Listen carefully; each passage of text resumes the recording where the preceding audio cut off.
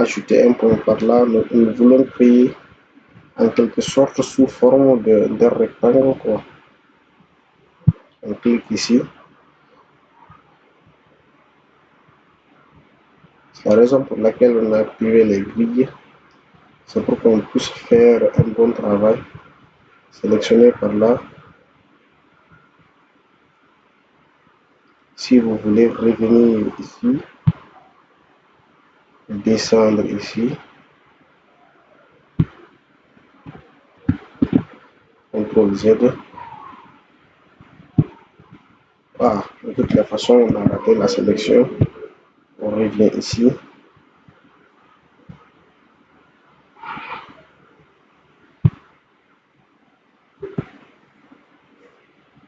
Et on redescend ici encore. Toujours avec l'outil plume. Maintenant, on va essayer de remplir cette autre forme aussi par une autre couleur. Est-ce que vous comprenez?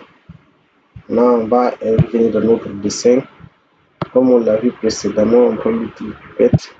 On essaye de prélever une partie du dessin où se trouve la couleur dont nous voulons. On vient, on a sélectionné. Voici la couleur, elle est déjà sélectionnée. Revenons ici. On revient aussi dans l'outil plume ou bien P. Pour l'activer, au niveau du fond, on essaie de remplir avec la couleur rouge. Vous voyez, ici c'est rempli. C'est juste un modèle, on essaie de faire. Hein. Ok. Il y a une partie aussi en bas. Il y a la même forme qu'ici. Regardez la partie là. Il y a une partie qui est en rouge ici qui est très facile à faire. Donc on peut utiliser l'outil plume aussi. Positionner ici, sélectionner ici, ici. Ça aussi c'est possible de le faire ou bien faire une autre sélection rectangulaire. On va prendre encore notre outil plume qui est sélectionné. Vous le voyez ici, il est déjà sélectionné.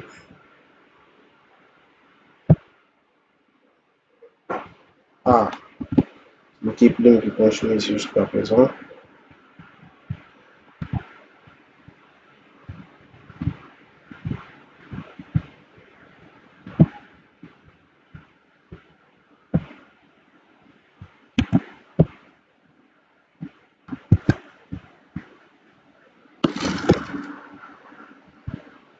Maintenant, on va prendre notre outil plume.